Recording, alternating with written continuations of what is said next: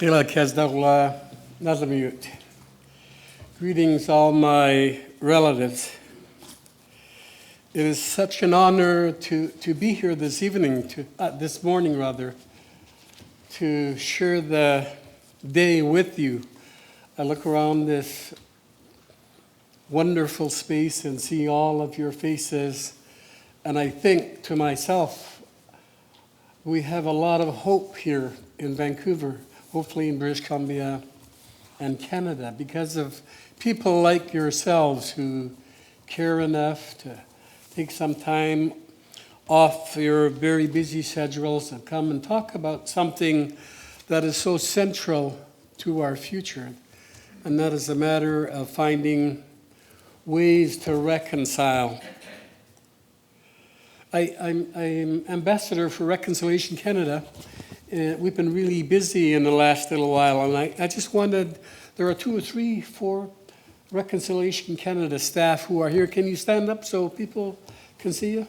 I feel guilty. I get all the accolades, and everybody thinks I'm wonderful, but these people are really wonderful. They work hard, and they think about all of you and how we can create the kind of momentum moving forward that we need to. I was reflecting on the year past, the last few months, and there were in my mind 3 earth-shaking events that took place here in our beautiful city.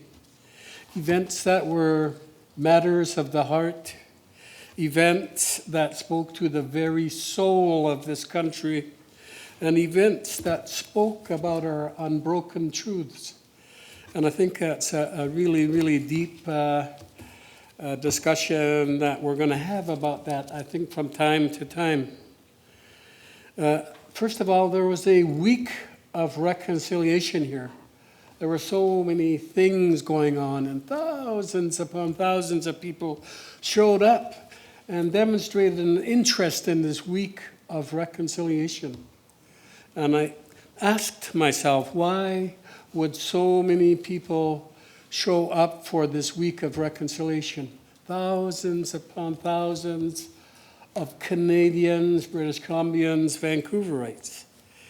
And it came to me that they showed up because you care, because you recognize the plight that faces some of us, and you recognize that we ought to be working together for a greater society, for greater communities and families.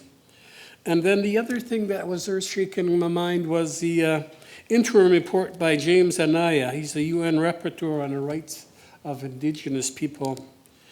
And these events in many ways epitomized the fragile and unreconciled state that we find ourselves in many places. So it was important to recognize those things. In fairness, all of the events were grounded in good intention. These 3 events call for reflection and the need for reconciliation. The Week of Reconciliation, by the way, was between September the 17th and the 22nd. I have words for it on my own because it was so miraculous, so historic, so inspirational, unprecedented. I think for the first time, the volume and the depth and the degree of the trauma that Aboriginal people have faced since colonization were finally revealed here in Vancouver, because so many of you, wonderful people, took time to go out and hear the stories and to be part of all of the initiatives that took place. There was simply an outpouring of love and care and empathy and compassion, and of course, hope that arises from all of that. You know, the likes of which has never been seen before anywhere. I've never seen it, and I've been around a while. And I saw all the wonderful people, every race, every color, every creed. They were walking in that 70,000 person walk, and they were at the P&E grounds listening to stories. It was absolutely moving for me. I've really, in the last year, found some peace that I never knew would exist in my lifetime. But because of you, because of many people like you, I know that I can find peace and I can share it with others now. That what I think and what I feel is good, I want you to have too. Peace in your time, peace in your own lives, knowing that you're living your best human potential as an individual and sharing that with others, your family and your community and others. During the Reconciliation Week, the very first event was the lighting of the sacred flame. And I think it's really important to mention that here, because one of the things that we're going to consider as we move forward, looking for a new Canada, looking for a new Vancouver, British Columbia, is that these new covenants, new understandings, the new ways in which we're going to embrace ourselves are going to be embedded in some spiritual notion of who we are, beyond just the secular considerations.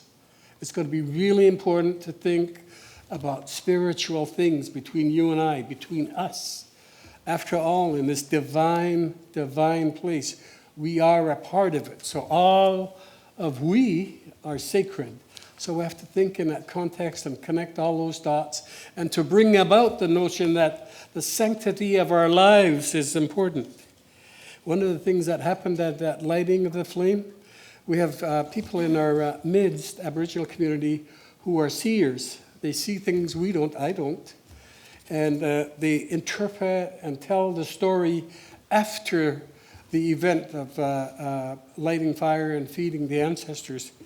And one of the report ends, and this was amazing to me, was this, that all of the ancestors were so happy, and all of the ancestors were so in agreement with the idea that it was time to reconcile. What's really amazing about it is it wasn't just Aboriginal ancestors, it was all of our ancestors. So that was a real affirming notion for me, because I've heard from elders before, right here, some of them are in this room, that in all of our ancient traditions there were ways of reconciliation that tried to lead us in the right way to have reconciled lives, to respect each other, to embrace each other, to care for each other, to hold each other up. And this was, the word at that fire then was a real affirmation and gave me a lot of energy to keep moving forward, because I think we're doing the right thing. And then there was a ocean-going canoe regatta on a waterfront that week of reconciliation. And there were thousands of people who came and ringed the shoreline, and celebrated with everybody who showed up that day the idea that we could welcome the world to our very special place and talk about reconciliation and begin that journey among each other, and to invite everybody in the world to come. That was a really, really moving experience. And then we spent 4 days at the PD, of course. We heard some horrendous stories, painful stories, tragic stories, and they need to be heard. But I think that where we are now is elevating the discussion at the same time we continue to hear these stories. And that's from moving from despair to hope, that everybody in this room has the ability and the role to play in doing this, elevating our condition together. And so that was really inspirational to hear all the stories out there and to see the celebrations. I happened to be there when they celebrated the birthday of survivors. In those residential schools, there were never any birthday parties, ever. And so as a part of the Truth and Reconciliation Commission process, they have these birthday cakes for all the survivors and those present. And I always thought it was a silly little thing to do, right? But when I got my cake, I cried, and I thought, oh my God, I missed all those birthday parties, and here are all these people with me today celebrating, thousands of people. That's really, really inspiring for us survivors. And then, of course, there was a walk for reconciliation. Do you remember who was all at the walk for reconciliation? Oh my gosh. Thank you. I woke up early that morning in that walk of reconciliation, and I live in Lynn Valley, and it rains in Lynn Valley. So it was just the raindrops were probably this big. And I thought, my goodness, nobody's going to come to this walk. I got dressed. I was a little bit despondent and not feeling very hopeful. And we got down to the site, and there was nobody there. Of course, this was very early. So I went into the VIP tent. I guess it was a VIP tent, and had coffee. And I was so afraid to look out because I didn't want to see nobody there. So I stayed and stayed, but suddenly I recognized the tent was absolutely jam-packed and everybody crawling in to get out of the rain, and I thought I better go and look. And I went out and looked, and all I could see were a sea of umbrellas, and that was all of you. And I wished there were a day sometime I could shake your hand, give you a hug, and say thank you. It meant so much to survivors that you all came. But what's more important is that it meant so much to all of us. It is we that we're really talking about now, that we need to begin to embrace and care for each other in ways that we have never done before. And I'll tell you why I think that way in a little while, but it's important to begin to think about that. And one of the highlights, of course, was having Dr. Bernice King there, the daughter of the slain civil rights movement, Dr. King. She was so wonderful. She had powerful words, and she took time to come and share with us the struggles of the people in America. And I think that just by her being here and her calling for us, you and I, all of us, to begin to work together to build a new kind of society was really important. Although I think that we're starting down that road already, when we call to each other and we affirm each other and we encourage each other, we're going to keep moving forward. Because this is hard work. This is not easy work. Not everybody agrees. Some people have no time for it. So what we need to do in this room with all of you wonderful people is learn to stay the course. That whatever happens, we got to stay the course, and we got to continue to encourage and promote and develop reconciliation from all of our stations in life, from all of our skill sets. And I know that absolutely everybody in this room, absolutely everybody in this room has a role to play.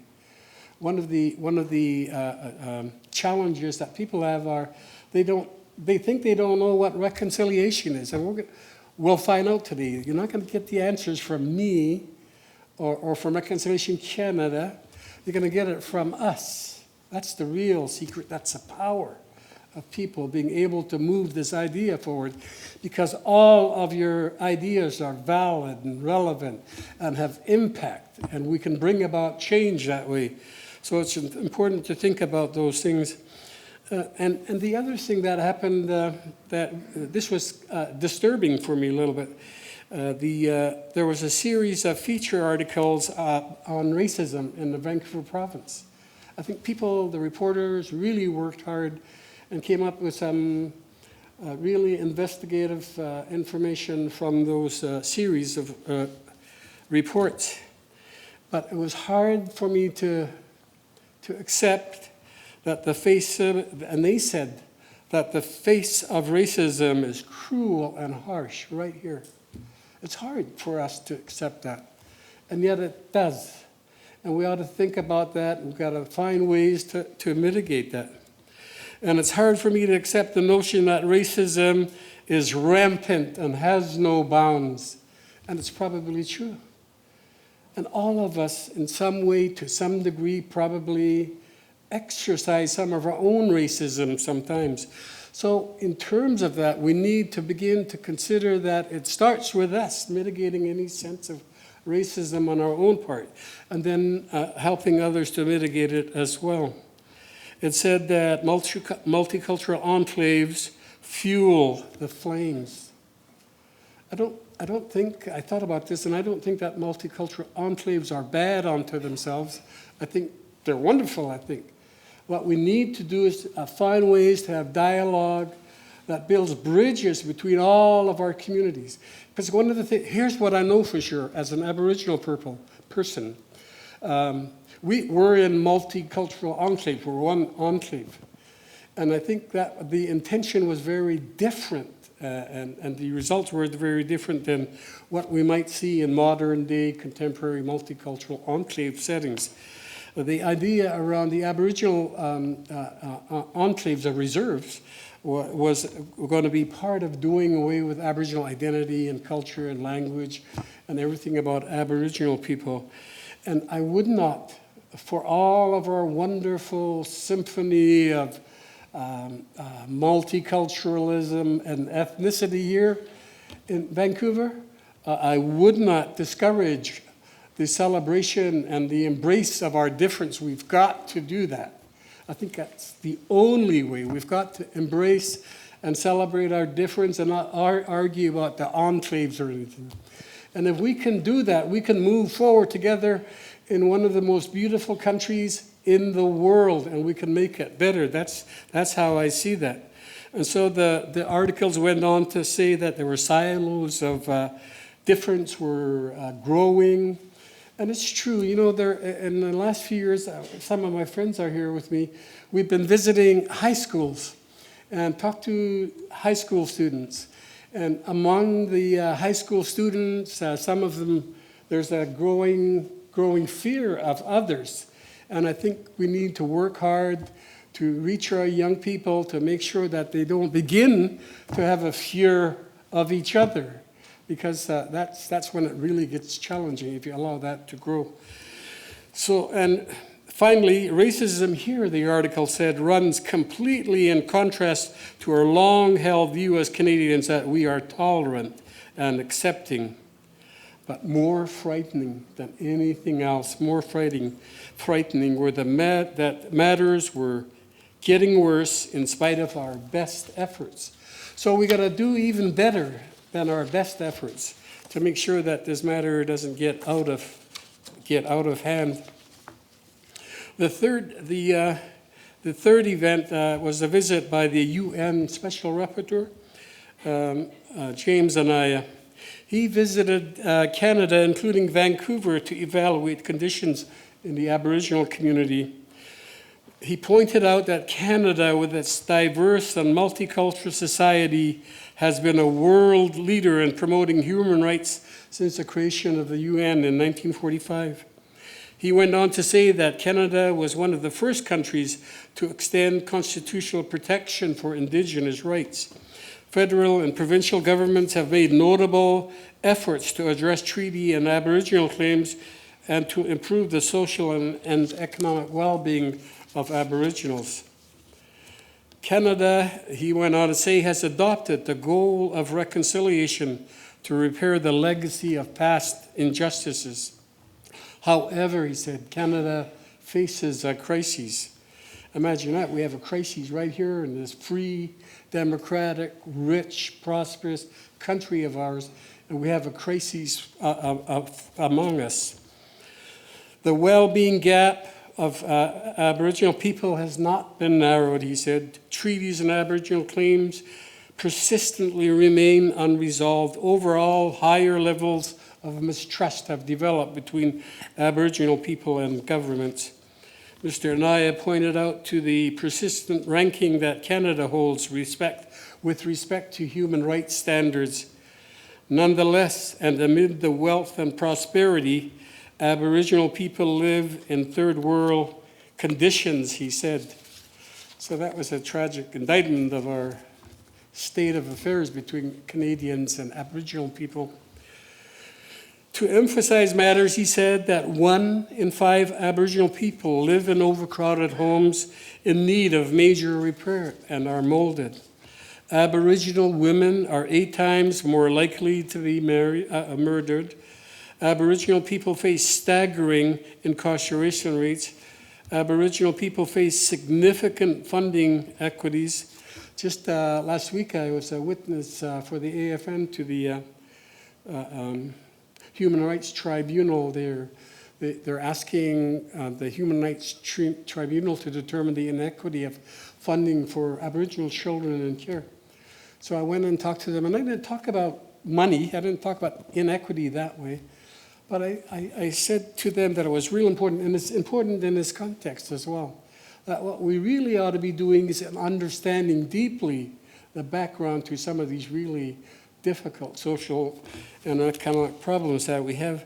And the tribunal was really receptive, and they asked good questions, and they asked, how do you think matters should be resolved? And I said to them, in essence, that what we really needed to do were to begin to have really deep dialogues among all of us to create a deeper understanding that leads to improved relationships, that leads to other things, partnerships and other working arrangements. And I acknowledged federal and provincial governments have made notable efforts to address problems through programs and policies, but not enough being done, and steps have been insufficient and not fully responded to Aboriginal people's needs. So these were some of the points that he made. Sorry about that. So those were the three events, and I think that what we need to do is to consider the fact that we are here now. Of course, we have a history of colonization, and of course, we have a history of brokenness, and of course, there are many things that we need to pay attention to. And of course, that includes responding to the urgent needs of Aboriginal people. But what I'm emphasizing here today is that we really need to do, what we really need to do as a society is to step up together, to learn about each other in a way that we've never done before. I don't know why that's so hard, but it is, obviously. And we need to somehow break through that and begin to find ways in our lives to look each other in the eyes and say, who are you? What do you stand for? What do you advocate? What are your values? What are your principles? We never allow that. And I think because we do that, we limit ourselves to the only framework or lens that we have around what we think about these things. And so we need to break that and begin to hear each other in ways we've never heard each other before. And I know that there are people probably in this room saying, well, we don't have time to do that. Well, we got to find the time to do that. We've got to create these dialogues and these sessions. In your kitchen tables, you got to find new ways to create space to have these kind of forums that talk about us in a different way. I know with the work of Reconciling Canada in the last year, we borrowed an ancient way that Aboriginal people used to deal with their condition. And it's the Aboriginal Circle. And so we intentionally, very intentionally, try to bring together people in a sacred space. But what's sacred space? Who determines what sacred space is? Well, we do. We come and we do all manner of things to create that sanctity. Prayer, song, drum, other things. And it's not just Aboriginal things, it's about all of us. What are those things that bring us to our deepest place of reflection? And once we do that, we then know that it's safe to have a dialogue. And we know that everybody has a right to be there, to speak and to listen, be respectful, and you'd be amazed at the end of it just how much people appreciate the opportunity to have been considered equal and to have had a voice. There is nothing worse than not having a voice, to be powerless. And I think that we've got to create these new ways. And I think a lot of Canadians feel the same way. It's not just an Aboriginal issue to have a sense of powerlessness and no voice, right? So it's going to be important for that. I wanted to just speak a little bit about Reconciling Canada looking forward in the next year.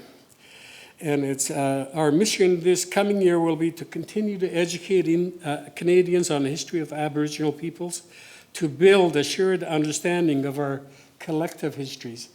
And here's where I want to emphasize what really makes a difference in our dialogue circles is that you're not only hearing about Aboriginal history, you're asked to come and bring your history, to talk about your history. And it's then that we begin to identify this common humanity between all of us, because your history is important as well. And I don't think we're going to ever build the nation we want without truly embracing each other's history and understanding each other. That is going to be so important. And our mission too, as well, is to promote reconciliation dialogue across Canada that embraces our diversity and builds relationships. We want to assess reconciliation core competencies and train leaders in reconciliation-based leadership, promote sustainable economic reconciliation, improve education achievement, increase workforce participation, build shared economy, prosperity, and security. So these are just some of the ways, and I think it's going to be an exciting year. There are so many people who are interested in being part of this new way forward. It really, truly is going to be a new way forward because all of you are here, and we've got other friends everywhere that have that agree with the idea that the time has come to find a new way forward. So I'm just going to close with that, and thank you all for listening. I really appreciate that. I'm anxious to hear the expertise in this room, and there's lots of expertise in this room. I'm anxious to experience the power and the authority that all of you carry. And I know, and I'm more anxious than anything to hear your ideas about how all of this energy will be brought together so that we're just an unstoppable force for reconciliation and that we're going to build a new Canada that all of us can be proud of. Thank you.